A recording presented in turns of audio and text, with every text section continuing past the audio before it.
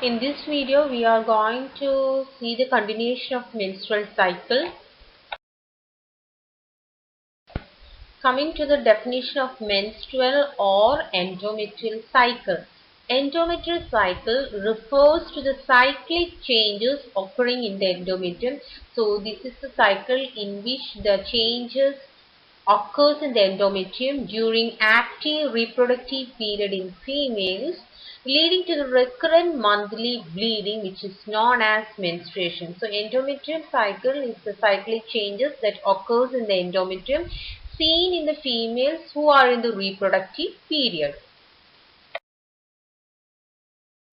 This is the picture which shows the menstrual cycle. Here you can see 20 days, 28 days is calendar days, and 1 to 5 is the time of menstruation. Next comes the follicular phase. This menstrual cycle and follicular phase coincides together. Then the fertile day, that is the ovulation period, and after that comes the luteal phase.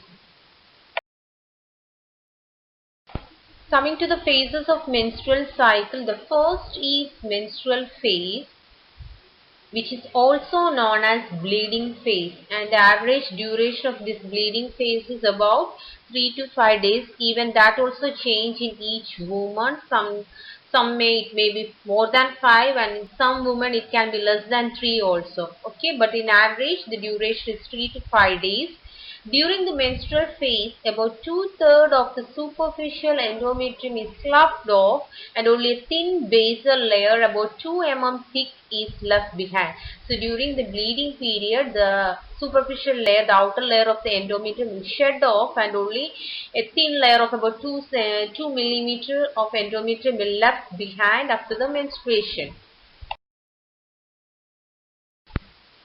The average blood loss during each menstrual cycle is considered as 80 ml during each period, and heavy menstrual bleeding is defined as losing 80 ml or more in each period, and having the periods that last longer than 7 days is considered as heavy menstrual bleeding. In average, it is considered as 80 ml. That also it can vary in each woman. The menstrual blood immediately gets clotted inside the uterine cavity, but soon gets liquefied by the fibrinolysis that is present in the endometrial debris. In this picture, you can easily see the follicular phase, the ovarian cycle, as well as the endometrial cycle. The ovarian cycle is given as follicle development, ovulation, and the formation of corpus luteum. And there is a picture of endometrium which is given below. So during the follicle development, there is increase in the size. There is a gradual increasing size of the endometrium, and coming to the ovulation period, the size of the endometrium comes to peak level, and if there is no fertilization happens, there is a breakage of endometrium. You can see in the picture, there is a breaking of endometrium, and it comes as the menstrual bleeding. The second phase is the proliferative phase, which extends from 6 to 14 days.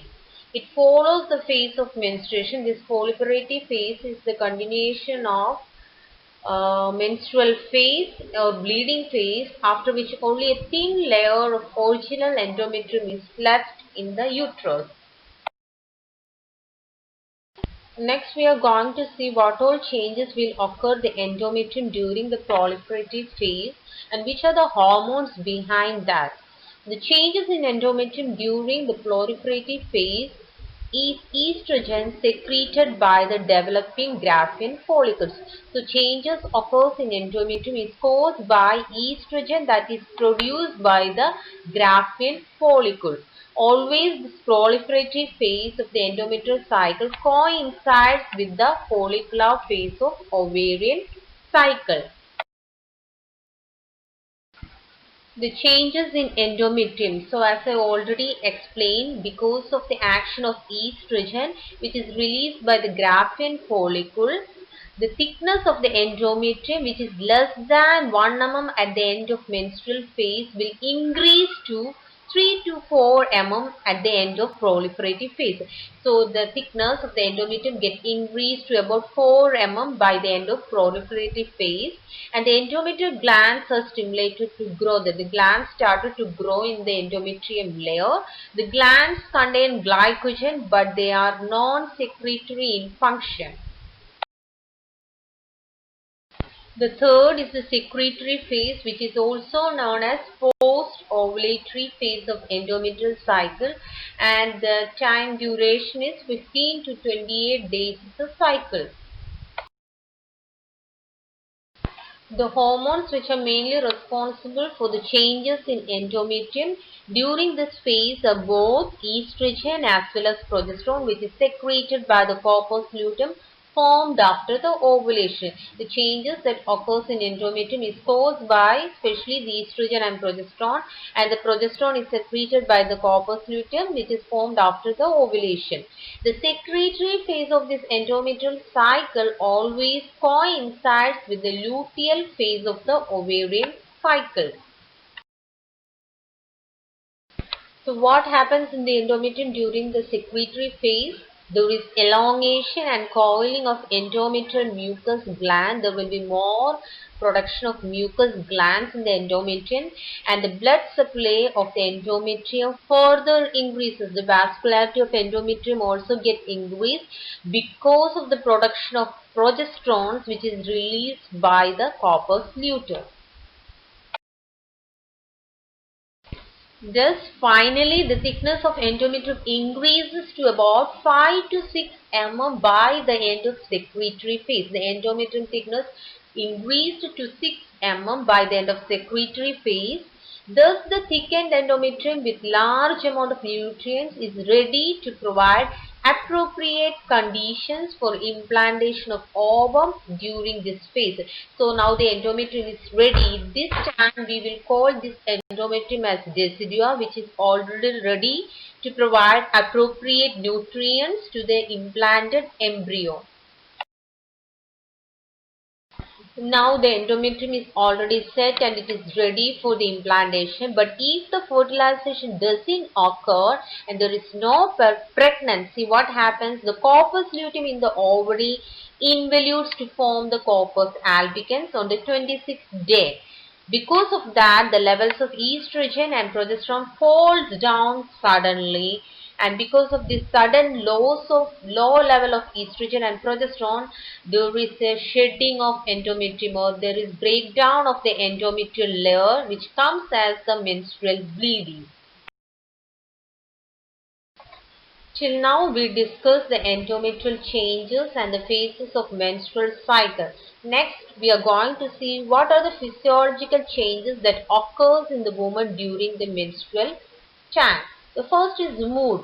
There will be swings of mood, anxiety, nervousness, irritability, depression, forgetfulness, confusion, insomnia and hostility. These are the mood changes that can be seen in the woman during the menstrual time. Next, in behavior, what happens? There is craving for sweets. Some women have a crave of eating more sweets, increased eating in some another case, and sometimes there will be mood change like crying. We will be having the poor concentration, and some maybe have sensitivity to noise. Next is the physical functions. Most of the women having the problem like they may feel headache, some have heart palpitation, fatigue, dizziness, weight gain because of eating more, and many cases we can see the breast swelling and tenderness. In most of the women this symptom we can see breast swelling and tenderness will be present, and constipation or diarrhea in some other case. So these are the physical changes that can be seen in the woman during the menstrual time. In this slide, we are going to see the menstrual hygiene. So maintain the hygiene during the menstrual time. Absorbent pads can be used with your panties. The absorbent sanitary pads can be used, but you should be conscious to change the pads after the 6 hours. You should not use the same pad the whole day. Okay, you should change it according to your bleeding, or you can use the tampons which can be inserted directly into the vagina. Daily or more frequent washing of the genital area or the private parts is very important during the time. Keep yourself clean and dry. It is very important that the pad or the tampon be changed at least every 4 to 6 hours, that I have already explained. Wash your hands before and after changing the tampons or pads. You should change the pads or the tampons according to the bleeding. Once it gets soft, you should change and use a new one. And do not wear the tampon while you're going for bed or going to sleep. You should change the tampon and use the sanitary pads. Daily bathing is very important in preventing border or odor or any kind of infection. And the most important thing, there should be proper disposal of the sanitary pads. Thank you for watching. Please subscribe my channel to view new videos related to BSc Nursing, and don't forget to press the bell icon to get notifications.